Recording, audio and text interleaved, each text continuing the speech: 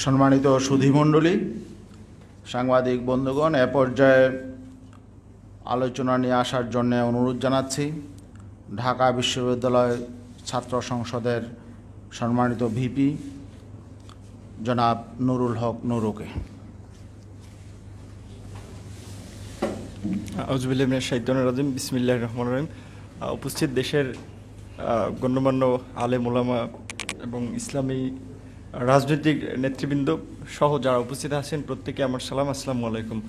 আজকের যে বিষয়টি আলোচনার টপিকস হিসেবে নির্ধারণ করা হয়েছে যে ভারতীয় আগ্রাসনের স্বরূপ এবং আমাদের স্বাধীনতার সংকট, এই হেডলাইনে অনেকে সাহস করে আলোচনা ও আয়োজন করবে না এই হেডলাইনটার কারণে। আপনি যদি দেশের বুদ্ধিজীবী, যারা তথাকথিত বুদ্ধিজীবী হিসেবে খুব পরিচিত, মিডিয়া মহলে যাদের একটা চাহিদা আছে, ধরেন যারা বিভিন্ন সময় সুপরামর্শ দিয়ে থাকে, কাজের সময় তাদেরকে পাবে না, তাদের কাছে যদি যান এরকম একটা হেডলাইন নিয়ে, আগেই বলবে যে এই লাইন চেঞ্জ করো, এইটা কীরকম, আমাদের স্বাধীনতা কি সংকটে পড়েছে।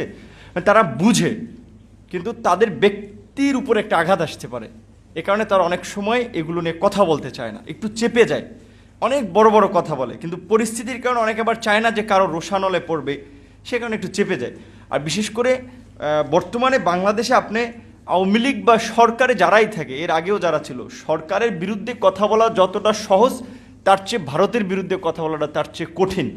এটা সবচেয়ে ভুক্তভোগী আমরা। আপনারা জানেন কিছুদিন আগে ডিসেম্বরে ভারতে যখন এনআরসি সিএ, যেটা ন্যাশনাল রেজিস্টার অফ নাগরিকদের নাগরিক পুঞ্জি যেটা করতে চাইলো, সেটা নিয়ে ওখানে যখন ওখানকার মানুষই তো হিন্দু, বৌদ্ধ, জৈন, খ্রিস্টান সবাই আন্দোলন করলো যে না, এইটা কেন হবে, এই ভারতবর্ষে সবাই তাদের নাগরিক। তো সেখানে আমরা দেখলাম যে ভারতের স্বরাষ্ট্রমন্ত্রী ছিল, বিজেপির প্রধান অমিত শাহ, সংসদে দাঁড়িয়ে বললেন যে 1 কোটি অবৈধ মুসলিম অভিবাসী এরা বাংলাদেশে, এটা একটা দেশের সার্বভৌমত্বের প্রতি আঘাত।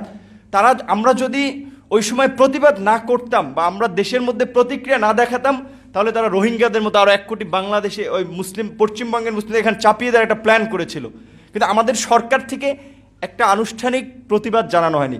আমরা ঢাকা বিশ্ববিদ্যালয় থেকে আন্দোলন করেছিলাম এবং আমি ছাত্রলীগের বিরুদ্ধে অনেক আন্দোলন করেছি, ওইভাবে এরকম ঝামেলা হয়নি। এনআরসি সিএ নিয়ে আন্দোলন করলাম। দেখেন, ডাকসু ঢাকা বিশ্ববিদ্যালয় একটা প্রাতিষ্ঠানিক জায়গা, ছাত্রদের একটা আনুষ্ঠানিক প্ল্যাটফর্ম, এবং এদেশের রাজনীতিতে ডাকসুর একটা গুরুত্বপূর্ণ ভূমিকা ছিল। সেখানে ক্যামেরা ছিল, প্রকাশ্য দিবালোকে 24টা ছেলেকে আহত করেছিল, হামলা করেছিল, এবং সুন্দরভাবে যে ঘটনাগুলো, মারা হামলা টামলার পরে যেখানে সিসিটিভি ছিল, হার্ড ডিস্ক আবার সেফলি সরাই দিছে। এটি কি সরকারের বা ছাত্রলীগের কোনো ঘটনা ছিল?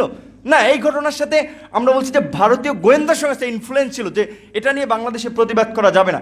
এবং এই ধরনের ঘটনাগুলো, যেটা আমার পূর্বের একজন বক্তা বলেছেন, সম্ভবত মুসলিম লীগের সাবেক নেতা, উনি বলেছেন যে বাংলাদেশের মিডিয়াতেও, কিংবা আমি শুধু মিডিয়া বলবো না, বিভিন্ন সেক্টরে তারা ভারতের লোক কিনা সেটা আমি জানি না, তবে ভারতের স্বার্থ আদায় অসংখ্য মানুষ কাজ করে। আপনি চিন্তা করবেন না, তারা খায় দায় বাংলাদেশে, কিন্তু সবসময় চিন্তা করে ভারতের চিন্তা ভাবনা, এটা বাস্তবে রয়েছে। কিন্তু আমরা আজকে দেখেন, এই করোনাকালীন সময় যেখানে সারা বিশ্বের মানুষ একটা বাঁচা মরা নিয়ে শঙ্কায় পড়ে গিয়েছিল, সবাই আল্লাহর কাছে মাপ চাইতে শুরু করছিল। সরকারের মন্ত্রী সচিব ব্রিফিংয়ে দেখেন নাই, সবাই বলছে যে সবাই যার যার সৃষ্টিকর্তার কাছেও প্রার্থনা করেন। অন্যান্য সময় এত কথা বলে না। এমপি মন্ত্রীদের সংসদে দাঁড়ানোর আগে বিসমিল্লাহ, আল্লাহু আকবার, আলহামদুলিল্লাহ অনেকবার ইনশাল্লাহ বলা শুরু করছে। আমার মনে হচ্ছে যে এটা মহামারী চলে আসছে, এটা আমাদেরই তো, যে মুসলিম সে তো ধরেন ধর্মকর্ম নিয়মিত পালন না করলে কিছু বেসিক বিষয় তো জানে, যে যত বালা মুসিবত মানুষের তো হাতের কামাই, তা তো বুঝতে পারছে। কিন্তু এই সময়ে দেখেন, আমরা বাংলাদেশের গণমাধ্যমে দেখি যে সীমান্ত দিয়ে পাগল পাঠাচ্ছে। এখানে পাগল কেমনে আসলো? এখানে তো তাদেরকে পাঠানো হয়েছে সুন্দরভাবে, যে কোনো একটা প্রক্রিয়ার মধ্যে দিয়ে। পাগল না তারা গোয়েন্দা, সেটা তো আমি আপনি জানি না। তারপরে আবার দেখুন, চলতি বছরে আপনি যদি দেখেন, জানুয়ারি থেকে জুন পর্যন্ত 25 জনকে সীমান্তে হত্যা করা হয়েছে। মার্চ থেকেই তো করোনার প্রকোপটা শুরু হলো, যেখানে মানুষ এক প্রকারের সীমান্ত যোগাযোগ বন্ধ করল নানা কারণে, সেখানে গুলি করে মানুষ মেরে ফেললো। অথচ ভারতের সাথে আর যে 5টা দেশের সম্পর্ক, এক জায়গায় একটা গুলির সাউন্ড হয় না। 2017 সালে নেপালের সীমান্তে একজন নেপালিকে, তরুণকে গুলি করা হয়েছিল। সেখানে ভারতে আমাদের দেশের মন্ত্রী মর্যাদার ভারতের নিরাপত্তা উপদেষ্টা অজিত দোভাল, তিনি নেপালিদের কাছে হাত জোর করে ক্ষমা চেয়েছিলেন। আর আমাদের প্রতিনিয়ত মারছে। সরকারকে একটা বিবৃতি জানিয়েছে, যে ভারত ডোন্ট কেয়ার। বাংলাদেশকে যেটা আপনি যদি দেখেন, ভারত বাংলাদেশকে মনে করে যে তাদের ইতিহাসের একটা পাদটিকা, যে আমাদের লং হিস্ট্রি লিখতে গেলে বাংলাদেশের নামটা আসবে, আমরা ওদেরকে সহযোগিতা করছি বা করতেছি, ওরা আমাদের নিয়ন্ত্রণে আছে। আমাদের বলতে গেলে যেমন রাজনৈতিক দলের যেমন অঙ্গ সহযোগী সংগঠন থাকে, এটা সেরকম একটা। আর মাঝে মাঝে তারা বাংলাদেশে যখন আপনারা এই ধরনের টপিকস নিয়ে আলোচনা করি, মাঝে মাঝে রাজপথে দাঁড়াই, তখন তারা একটা অস্বস্তিতে ভোগে। বাট এছাড়া কিন্তু বাংলাদেশকে তারা ওইভাবে গুরুত্ব দেয় না, কারণ জানে যে এখানকার ক্ষমতার নাটাই, প্রশাসনিক নাটাই, রাজনৈতিক নাটাই সব তাদের হাতে। আপনি চাইলে কিচ্ছু করতে পারবেন না। 1/11-এর সময় পরিস্থিতি দেখেছেন না? 1/11-এর যে সেনাপ্রধান জেনারেল মঈন আহমেদ একটা বই লিখেছে, ওই বইতে লিখেছে যে তারা যখন ক্ষমতা নেবে এখানকার, তিনি ভারতের প্রধানমন্ত্রী মনমোহন সিংকে বলেছিলেন যে এই পরিস্থিতিতে দেশে এরকম হবে, এখন আমরা আপনার সহযোগিতা চাই। তার সহযোগিতা চেয়েছিল, বিকজ তারা বুঝতে পেরেছিল যে তারা আর্মি যদি ক্ষমতায় নেয়, মিলিটারি পাওয়ারে আসে, বা যেহেতু রাজনৈতিক নাটাইটা তাদের হাতে, সুতরাং তাদেরকে লাগবে। তখন তার পজিটিভ একটা রিভিউ ছিল। ইভেন আপনার যে তত্ত্বাবধায়ক সরকার নিয়েও যে ওই সময়ে যে ধরেন তত্ত্বাবধায়ক সরকার ব্যবস্থা নিয়েও কারা গঠিত হবে, কি প্রক্রিয়া ফর্ম হবে, আমাদের সেখান তো 2008 সালের নির্বাচন তো আপনার জানেন, অস্কার ফার্নান্দেস তারানকো, জাতিসংঘের মহাসচিব, সহকারী মহাসচিব, নানান ব্যক্তিরা এসেছিল। লন্ডনের ইকোনমিস্ট পত্রিকায় ভারতের প্রভাব নিয়ে তত্ত্বাবধায়ক সরকার গঠনে বা তাদের একেবারে জড়িত হওয়া নিয়ে বেশ বিশ্লেষণধর্মী কয়েকটা রিপোর্ট প্রকাশ করেছিল। তার মানে যে ওই তত্ত্বাবধায়ক সরকার গঠন প্রক্রিয়ায় ভারতের সেখানে একেবারেই ডাইরেক্ট ইন্টারফেয়ার ছিল। আবার সেই তত্ত্বাবধায়ক সরকার ব্যবস্থা বাংলাদেশ, যে আওয়ামী লীগ একসময় রাজপথে লড়াই করেছে বা সব দলগুলো, আবার আওয়ামী লীগ এসে কলমের খোঁচায় সেই তত্ত্বাবধায়ক সরকার ব্যবস্থা দূর করে দিল। যেহেতু ভারত তত্ত্বাবধায়ক সরকার ব্যবস্থায় সমর্থন ছিল, হয়তো রিমুভ করার পেছনেও তাদের একটা ইঙ্গিত ছিল যে তোমরা করো, আমরা আছি তোমাদের পিছনে।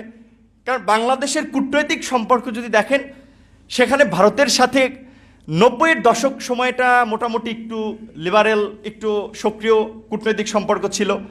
বাট এর আগে যদি বঙ্গবন্ধু হত্যার পরে বা বঙ্গবন্ধুর স্বাধীনতার পরে, যেখানে একজন বক্তা বলেছিলেন না, বঙ্গবন্ধু প্রথম এয়ারপোর্টে নেমেই হাত মিলানোর আগে বলেছিলেন তোমার সৈন্যদেরকে আমার দেশ থেকে কবে নেবা।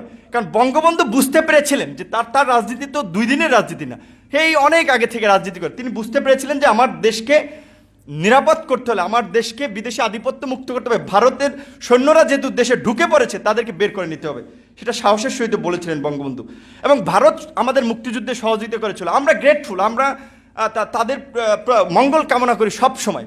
কিন্তু তার মানে তো এই না যে তারা আমাদেরকে সীমান্তে মারবে, বর্ষার সময় ফারাক্কা ব্যারেজের গেট খুলে প্রতি বছর ডুবিয়ে মারবে, আর আমরা বলতে থাকবো ভারতের সাথে আমাদের রক্তের সম্পর্ক, ভারতের সাথে আমাদের রাখির বন্ধনের সম্পর্ক। এই কথা যারা বলে থাকেন, হয় তারা আহাম্মক, না হলে তারা ভারতের দালাল একেবারে, যারা এই কথা বলে থাকেন। আমরা তো বলছি যে আমরা ভারতের প্রতি কৃতজ্ঞ, তাদের মানুষের সাথে আমাদের মানুষের তো খুব বেশি বৈপরীত্য নাই, কিন্তু বৈপরীত্যটা হচ্ছে রাষ্ট্রীয় পর্যায় থেকে। কারণ তারা এখানকার রাজনীতিটাকে এমনভাবে প্রভাবিত করে যে ক্ষমতায় যাওয়ার ক্ষেত্রে দেখেন, এই যে সীমান্ত হত্যাকাণ্ড ঘটছে না, এটা কি স্বাভাবিক কোনো ঘটনা? একটা দেশের কয়টা রাজনৈতিক দল সেটা নিয়ে প্রতিবাদ করছে, বিভিন্ন বিষয়ে তো প্রতিবাদ করে। এনআরসি সিএ নিয়ে যখন বলা হলো 1 কোটি মুসলিমকে বাংলাদেশে পাঠিয়ে দেওয়া হবে, রাষ্ট্রীয় পর্যায় থেকে কয়টা দল প্রতিবাদ জানাইছে? কারণ কেউ চায় নাই যে দাদাবাবুরা যাতে অসন্তুষ্ট হোক। এরকম একটা ভারত তোষণের রাজনীতি এখানে চলছে দীর্ঘদিন ধরে। আর বঙ্গবন্ধু এবং আরেকজন বক্তা বলেছেন যে বঙ্গবন্ধু এবং জিয়া হত্যাকাণ্ডের পেছনে আমরা মনে করি এটি দেশীয় কোনো ঘটনা ছিল না, আন্তর্জাতিক একটা বিশাল চক্রান্ত ছিল, এবং সেখানে হতে পারে ভারতের ইনভলভমেন্টও থাকতে পারে। বিকজ আপনি যদি দেখেন, বাংলাদেশকে ভারত সহযোগিতা করছে 74 সালে, আবার ভারত চেয়েছিল যে বাংলাদেশকে ব্যবহার করবে, তারা যে পাকিস্তান থেকে ছুটাইয়া তারপরে তাদের স্বার্থে ব্যবহার করবে। 74 সালে যখন ওআইসি, ইসলামিক দেশগুলোর যে সংস্থা, 74-এ যখন ওখানে যাবেন, বঙ্গবন্ধু সিদ্ধান্ত নিলেন, ইন্দিরা গান্ধী কিন্তু বঙ্গবন্ধুকে মানে তার মেসেজ পাঠিয়ে না যাওয়ার জন্য অনুরোধ করেছিলেন। বঙ্গবন্ধু কিন্তু গিয়েছিলেন, কারণ তিনি বুঝলেন এখানকার 90% মানুষ মুসলিম, সুতরাং আমি কেন মুসলমান দেশগুলোর সাথে একটা সহযোগিতার সম্পর্ক গড়ে তুলব না। তিনি কিন্তু গিয়েছিলেন। তারপর 74-এ স্থল সীমান্ত চুক্তি নিয়ে, পানি বন্টনের স্বল্পমেয়াদী চুক্তি নিয়ে ভারতের সাথে কিন্তু একটা অসন্তোষ তৈরি হয়েছিল। 74 সালে ওই সময় যে ভারতীয় গোয়েন্দা সংস্থা, যে রয়ের প্রধান, বাংলাদেশে এসে বঙ্গবন্ধুকে সতর্ক করেছিল যে আপনার উপরে প্রাণনাশের হামলা হতে পারে। বঙ্গবন্ধু খুব সাধারণ মানুষ ছিলেন, একেবারে সবাইকে ভালোবাসতেন। তিনি ভাবতে পারেননি যে তার যারা রাজনীতি করে সবই তো তার শিষ্য সার্গিত, তিনি ভাবতে পারেননি যে তারা তার বুকে গুলি চালাবে। তিনি বলেছিলেন না, ওরা আমার ছেলের মতো, ওরা এই কাজ করবে না, যখন এটা করেছিলেন। অ্যান্ড কেউ কেউ বলে ভারতের র সতর্ক করেছিল, যদি সতর্ক করে তাহলে তারা তার প্রিভেনশনে ব্যবস্থা নিবে যাতে বঙ্গবন্ধু হত্যাকাণ্ড না ঘটে। অনেকের ধারণা, রাজনৈতিক বিশ্লেষকদের, হয় তিনি বঙ্গবন্ধুকে একটা সতর্কতা করেছিলেন অথবা বঙ্গবন্ধুকে এক প্রকারের হুমকি দিয়েছিলেন যাতে বঙ্গবন্ধু ভারতের উপরে আবার ডিপেন্ডেবল হয়, যে আমাকে বাঁচাও, সেভ করার জন্য ভারতের সাহায্য চাই। সেটা তো বঙ্গবন্ধু তাদেরকে বলেন নাই যে না তোমরা আমাকে রক্ষা করো দলে, সেটা বঙ্গবন্ধু বলেন নাই, কারণ তার আস্থা ছিল যে তার দেশের জনগণ তার বুকে গুলি চালাবে না।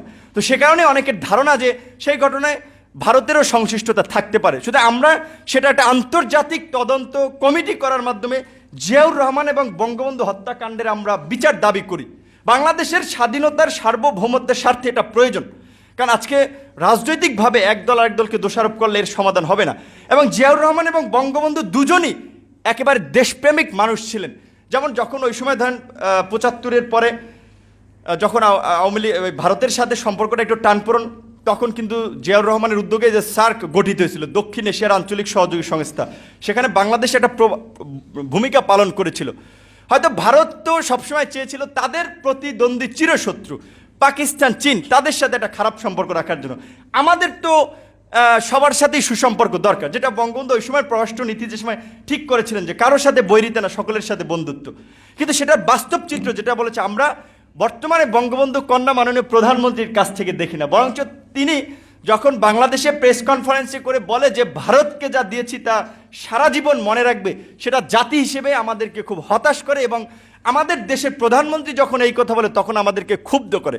আপনারা দেখেছেন যে কিছুদিন আগে যে পেজ নিয়ে যে একটা কাণ্ড হলো, আমরা তাদের পুজোর ইলিশ পাঠালাম এক জাহাজ, তার পরের দিনই তারা পেঁয়াজ দেওয়া বন্ধ করে দিল। আমাদের সরকারের একটা মানে সামর্থ্য হয় না যে কেন তোমরা বন্ধ করছো, কারণ তোমাদের সাথে তোমার চুক্তি যেটা কন্টিনিউয়াসলি আসতে থাকবে, হঠাৎ করে তুমি বন্ধ করতে পারো, তুমি মেসেজ দিতে হবে আমাকে যে আমার আগামী মাস থেকে সংকট, সেটা তো তুমি দাওনি। অথচ এগুলো নিয়ে কিন্তু তারা যতই আমরা আপনারা প্রেস ক্লাবে বলি, ওইদিকে বলি, সরকার কোনো আমলে নিচ্ছে না। এখন হচ্ছে সরকারকে যদি আমলে নেওয়াতে চান এবং বাংলাদেশের যেটা বলছেন যে আজকে যে আমাদের আপনার আগ্রাসন যদি রুখতে চান এবং আমাদের যে স্বাধীনতার সংকটটা হচ্ছে স্বাধীনতার পর থেকে এখনো ভারত প্রত্যেকটা ক্ষেত্রে ইন্টারফেয়ার করে যাচ্ছে, তাদের বলয় তৈরি করে রেখে যাচ্ছে। বাংলাদেশকে যেটা বলছে যে সিকিমের মতো নিবে না, কিন্তু বাংলাদেশকে শোষণ করবে রাজনৈতিকভাবে, অর্থনৈতিকভাবে, এবং তাদের হাতের পুতুল বানিয়ে রাখতে যাবে। সুতরাং সেখান থেকে যদি মুক্ত করতে চান তাহলে আমাদের ইসলামিক, অন ইসলামিক মানে কোনো মানুষ, শুধু বাংলাদেশের যারা দেশপ্রেমিক জনগণ, তাদের একটা ঐক্য ছাড়া এই অবস্থার থেকে উত্তরণের সম্ভব না। সেজন্য আজকে ইসলামী আন্দোলনের পক্ষ থেকে এই ধরনের উদ্যোগ নেওয়া হয়েছে। এখানে অনেক ইসলামিক দলের নেতৃবৃন্দ আছেন, আমি তাদের প্রতি ধন্যবাদ জানাই। যে আপনারা অনেকে বলে যে হুজুররা খালি মসজিদ কেন্দ্রিক রাজনীতি করে, তাবলিগ কেন্দ্রিক, শুধু আপনারা আজকে আন্তর্জাতিক প্রেক্ষাপটে বর্তমানে বাংলাদেশ খুবই একটা যেমন ট্রাম্প কার্ড, মানে ট্রাম্প কার্ড বলতে আপনি যদি খেলতে পারেন আপনি জয়লাভ করবেন, আর যদি আমরা কারো খেলার পাত্র হই তাহলে আমাদের নিয়ে খেলবে, মানে ফুটবলের মতো, যেটা যদি আমরা প্লেয়ার হই আমরা লাথি খেতে পারবো, আর যদি ফুটবল হয় তাহলে আমাদের লাথি খাওয়া লাগবে। আজকে চীন যেভাবে বাণিজ্যিকভাবে বিশ্ব একটা রাইজিং শক্তি হচ্ছে, তারা চাচ্ছে যে বাংলাদেশে তাদের বিনিয়োগ করতে, বাংলাদেশকে হেল্প করতে, আবার ভারতও চাচ্ছে, আবার আমেরিকাও চাচ্ছে কৌশলগত কারণে যে আমাদের সাথে গুড রিলেশন তৈরি করতে। সুতরাং আমি কেন একটা দেশের উপরে ডিপেন্ডেবল হব? যেই তিস্তা চুক্তি এত বছরেও হয়নি, স্বাধীনতার 50 বছরে হয়নি, সেখানে চীন $100 কোটি তিস্তা ব্যারেজ প্রকল্পে সহায়তা করতে চাইছে। সুতরাং ভারত অখুশি হতে পারে, কিন্তু আমি কেন নিব না? তুমি তো আমাকে তিস্তা চুক্তি দিচ্ছ না। শুধু তিস্তা নয়, 54টি নদীর ন্যায্য হিস্সা আমরা পাচ্ছি না, যে কারণে বলা হচ্ছে যে আপনার শুকনা মৌসুমে উত্তরাঞ্চল ফেটে চৌচির হয়ে যায়, আর এইদিকে বর্ষার সিজনে আমাদেরকে ডুবিয়ে মারে ভারত। অথচ এই ফারাক্কা বাঁধ কিন্তু পরীক্ষামূলকভাবে 41 দিনের জন্য শুরু করেছিল। এবং আপনারা একটা কথা, যে মাওলানা ভাসানীকে এই দেশের মানে অন্যতম একজন নেতা বলে, আগ্রাসন বিরোধী নেতা বলা হয়, কারণ তিনি ওই সময় একটা কথা বলেছিলেন যে আমরা দিল্লির গোলামি করার জন্য পিন্ডি থেকে মুক্তি হয়নি, অর্থাৎ যে পাকিস্তানের রাজধানী ছিল, যে সেই পাকিস্তানকে ইন্ডিকেট করে বলছে যে কারণ দিল্লির দিকে তখন এভাবে আমরা দিল্লির আগ্রাসনে পরিণত হচ্ছি। কাজে আজকে সে মাওলানা ভাসানীর সেই কথার যথার্থতা রয়েছে। আজকে এখানে আমরা রাজনৈতিক, সামাজিক, অর্থনৈতিক সব ক্ষেত্রেই ভারতীয় আগ্রাসনের শিকার। আজকে সাংস্কৃতিক ক্ষেত্রে বাংলাদেশের চ্যানেল বলেন বিটিভি সরকারের চ্যানেলটা ওখানে দেখাতে পারেনি, অথচ ভারতের সবগুলো চ্যানেল এখানে, এবং ভারতীয় চ্যানেলে এখানকার পণ্যের অ্যাড হয়। আর তাদের সংস্কৃতি অনেকে বলার চেষ্টা করে থাকেন যে ভারতীয় সংস্কৃতি আমাদের সংস্কৃতিটা মেলবন্ধন রয়েছে, তাদের সংস্কৃতির ক্ষেত্রে অনেক ক্ষেত্রে আমাদের ডিফারেন্স আছে, এটা মনে রাখতে হবে। কারণ আমাদের এখানকার সামাজিক মূল্যবোধ অনেকটা ভিন্ন রকম। আমরা এখানে হতে পারে একটা বিশ্ববিদ্যালয়ে পড়ুয়া একজন ছেলে টি শার্ট পরে, জিন্স পরে, কিন্তু সেও নামাজ কালাম পরে এবং ধর্ম যেই জিনিসটাকে একেবারে ব্যান করে সেটার প্রতি তার খুব একটা আগ্রহ থাকে না। কিন্তু এখন এই যে দেখেন সোশ্যাল মিডিয়ার পেজ মেজ, ভারতীয় বিভিন্ন সিরিয়াল টিরিয়াল, তারপরে আরও কি যেন বলে আপনার অনেকগুলো, এগুলো বাংলাদেশের যুব সমাজকে কিংবা বাংলাদেশের সাংস্কৃতিক ক্ষেত্রে একটা বড় ধরনের আগ্রাসন। তো আজকে এই আলোচনার জন্য আপনাদেরকে ধন্যবাদ জানাই। এবং আরেকটা কথা বলেই শেষ করব, যেটা আমি বলছিলাম যে বাংলাদেশ এখন আন্তর্জাতিক ক্ষেত্রে খুবই গুরুত্বপূর্ণ। যেমন চায়না যেমন ওয়ান বেল্ট ওয়ান রোড প্রকল্পে বাংলাদেশকে নিতে চাচ্ছে, আমেরিকা সহ আবার তার মিত্ররা আবার আপনার এশিয়া প্যাসিফিক করিডোর করতে চাচ্ছে, সেখানেও তারা বাংলাদেশকে চাচ্ছে। ভারত সহযোগিতা করতে চাচ্ছে, আমাদেরকে আমেরিকা চাচ্ছে, চায়না চাচ্ছে। আমাদের স্বার্থের জন্য যাদের সাথে সম্পর্ক করার দরকার সেই সম্পর্কটা করতে হবে। আর আজকে যেহেতু ইসলামিক দল সময়ের এখানে প্রোগ্রাম, সেজন্য একটা কথা বলে শেষ করব। আমাদের দেশে রাষ্ট্রধর্ম ইসলাম, আপনারা খুব সন্তুষ্ট আছেন। রাষ্ট্রধর্ম ইসলাম সেটা নিয়ে আমি বলছি না, আমি বলছি কিন্তু এখানকার যারা ইসলাম বা ধর্মের ক্ষেত্রে কতটুকু মূল্যায়ন পায় মানুষ। আপনি দাড়ি টুপি নিয়ে যদি চাকরি বাকরির একটা ভাইবা বোর্ডে যান, হয়তো খুব কম মানুষ আপনাকে প্রেফার করবে যে এই লোকটাকে আমরা নেই। ম্যাক্সিমাম লোকের একটা বিরূপ ধারণা যে হুজুরদের। তাহলে এই পরিবেশটা কেন তৈরি হলো? এই ব্যারিয়ারটাও ভাঙার জন্য আপনাদেরকে সমাজের সকল ধারায় মিশতে হবে, সকল জায়গায় আপনাদের প্রতিনিধিত্ব নিশ্চিত করতে হবে, এবং আপনাদেরকেও আপনাদের জায়গা থেকে দাবি জানাতে হবে। শিক্ষকদের সংগঠন আছে, শিক্ষক সমিতি, আমলাদের সংগঠন আছে, আপনাদেরও যারা বিশেষ করে ধর্মীয় বিষয়গুলোকে খুব ভালোভাবে ছড়িয়ে দিতে চান বা এই বিষয়গুলো নিয়ে কাজ করে চান, ইসলামিক চিন্তাভাবনা করেন, তাদেরকেও এই বিষয়টা আজকে সামনে আনতে হবে যে মাদ্রাসার ছাত্রদেরকে কেন বিভিন্ন ক্ষেত্রে বৈষম্যের শিকার করা হয়। দাওরা হাদিসকে মাস্টার্সের সমমান দিছে, কিন্তু দাওরা হাদিসের মাস্টার্সের সার্টিফিকেট নিয়ে একটা ছেলে জেনারেল লাইনের ছেলের সাথে কি চাকরির প্রতিযোগিতায় কোথাও টিকবে না। কারণ সে তো বাংলা ইংলিশ যেই প্যাটার্নে কোশ্চেন হয় সেটা তো সে পরে আসে নাই, ওইভাবে চর্চা করে আসে নাই। প্রয়োজনে তাদের জন্য যে কর্মক্ষেত্রগুলো আছে সেখানে তাদেরকে ব্যবস্থা করতে হবে কর্মসংস্থানের। আপনি একজন ইমামের পিছনে নামাজ পড়তে পারেন, রাষ্ট্রপতিও তার পিছনে নামাজ পড়তে পারে। আপনি ওই ইমামকে একটা মন্ত্রিত্ব দেবেন, তা তো দিবেন না, তার পিছনে নামাজ পড়তে পারেন, মন্ত্রীও দাঁড়াই যায়। কিন্তু সুতরাং যাদের যেখানে প্রয়োজন আপনাদের অধিকার আদায়ের জন্য আপনাদেরকে কথা বলতে হবে। রাজনীতির পাশাপাশি এই যে মাদ্রাসার ছাত্র বড় একটা গোষ্ঠী, তারা যে বৈষম্য শিকার, এটাও তুলে নিয়ে আসতে হবে। এবং আজকের এই আয়োজনের জন্য বা আমাকেও ছাত্রনেতা হিসেবে এখানে ইনভাইট করার জন্য আপনাদেরকে ধন্যবাদ জানাই। আসসালামু আলাইকুম। অসংখ্য ধন্যবাদ বাংলাদেশের ছাত্র সমাজের প্রতিনিধি ডাকসুর ভিপি নুরুল হক নুরুকে। একটি বিষয়ে বলা প্রয়োজন, আসলে ভারতের যে কোনো আগ্রাসন, যে কোনো অন্যায়ের বিরুদ্ধে কিন্তু ইসলামী আন্দোলন বাংলাদেশ সবসময় রাজপথে অবতীর্ণ হয়েছিল। এনআরসির বিরুদ্ধে, টিপাইমুখ বাদের পরিকল্পনার বিরুদ্ধে কিন্তু ঐতিহাসিক লং মার্চ করেছিল ইসলামী আন্দোলন বাংলাদেশ। এনআরসি সিএ এর বিরুদ্ধে রাজপথে অবতীর্ণ হয়েছিল ইসলামী আন্দোলন বাংলাদেশ। ইভেন যখন বঙ্গবন্ধুর জন্ম শতবার্ষিকী উদযাপনের অনুষ্ঠানে নরেন্দ্র মোদীকে দাওয়াত করা হয়েছিল, সেটারও তীব্র প্রতিবাদে কিন্তু মাঠে ময়দানে অবতীর্ণ হয়েছিল ইসলামী আন্দোলন বাংলাদেশ। যাই হোক, ইসলামী আন্দোলন বাংলাদেশ কিন্তু এই মানে ভারত জুজুতে কোনো রাজনৈতিক কর্মসূচি থেকে নিবৃত থাকে না, বরং যেটা যখন বলা প্রয়োজন সেটা সাহসের সাথে বলার চেষ্টা করে, জনগণকে সচেতন করার চেষ্টা করে। আজকের এই সেমিনারও তারই একটা ধারাবাহিকতা।